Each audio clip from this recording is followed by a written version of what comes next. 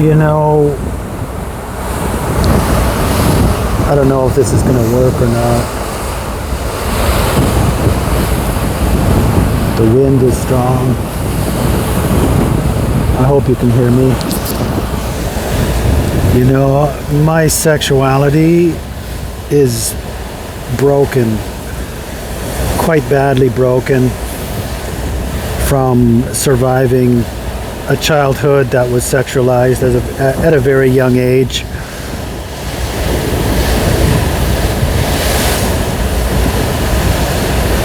That's one of the reasons why I thought this woman was perfect. She was compatible, sexually compatible with me, spiritually compatible, artistically compatible. That's pretty hard to find. It's pretty hard to find that kind of compatibility. Like, yeah, I survived some pretty horrific things in my childhood, including the usual Catholic priest hocus pocus. It's pretty gray out there, eh?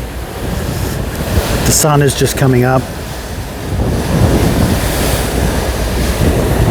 I hope that wind isn't too strong. So yeah, so the compatibility, eh? It was everything. Sexual compatibility. I don't know, like the Bible's pretty clear about what you can and can't do sexually, but you know, within the marriage bed, I think pretty much anything goes, as long as it's kept between the two of you in the intimacy that you share. That you can confess anything, you can express anything sexually to your beloved.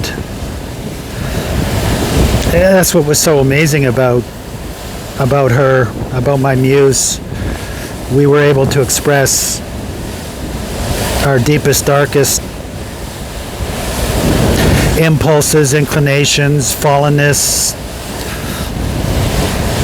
and the other was able to receive it, accept it, embrace it, and love because of the brokenness, in spite of the brokenness, both. And that's gone now, and that's not going to be easy to find again. I don't know if the despair that I'm suffering thinking about that is just really. Look at that, my camera doesn't even know what to focus on, it's so gray. This is a good metaphor for how I'm feeling inside, just dull and gray and listless and hopeless, cold, with a howling, whistling wind through the hollowness of it all. It's really going to be tough finding a woman. Well, the Lord is going to have to resolve this. I need sexual compatibility. I need spiritual compatibility. I need artistic compatibility. That's pretty hard to find. I mean, most Christians, so-called Christians, they're definitely not sexually compatible or artistically compatible.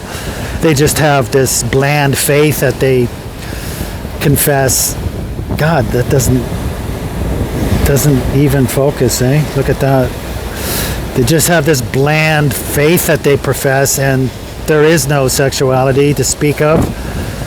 There's no art. I was talking to a pastor the other day. I mentioned the name John Milton, who wrote Paradise Lost. He didn't even know who that was. Like, who doesn't know who John Milton is? Anybody with any kind of artistic sensibility would know who that is. God, that doesn't focus at all. Doesn't know what to focus on.